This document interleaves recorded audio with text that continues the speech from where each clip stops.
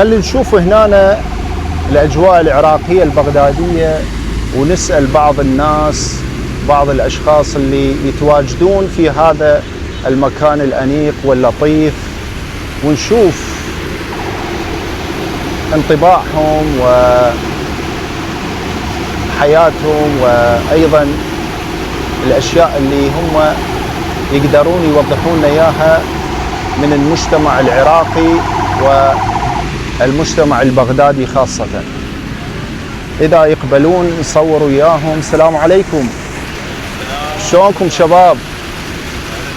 شلون الصحة؟ عادي نقدر نصور وياكم؟ ألف رحمة لوالديكم.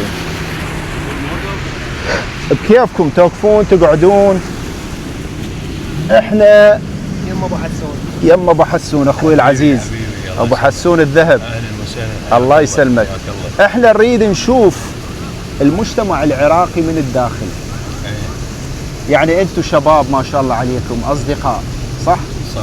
قاعدين على نهر دجلة، ووقت الغروب ساعة 7:30 تقريبا، وهسه جاي تشوفون هذا عرس هماتينا بصفنا. الكاميرا جاي تفتر على وجهي بس خل اديرها. هنا هماتينا اعراس ومناسبات وضفاف دجلة، وانتم قاعدين على الكورنيش.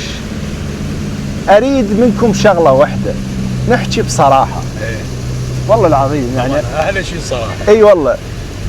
يعني شو تحس انت هسه من قاعد هنا وجاي تشوف دجلة وتشوف الناس، واريد اوصل رسالة للناس المغتربين اللي يفقدون هاي الجلسة. من خلال كلامكم راح يشوفون هواية شغلات ما شايفينها وما سامعينها وناقلينها وما ناقلها وراح ينقلها الإعلام أيضا. فهاي بيدك المايك. الله يسلمك. وأني أريد أسولف وياك أخوي. خلي بس أوقف هاي الكاميرا حتى نقدر ناخذ راحتنا، لأنه جاي تلحقني وين ما أروح.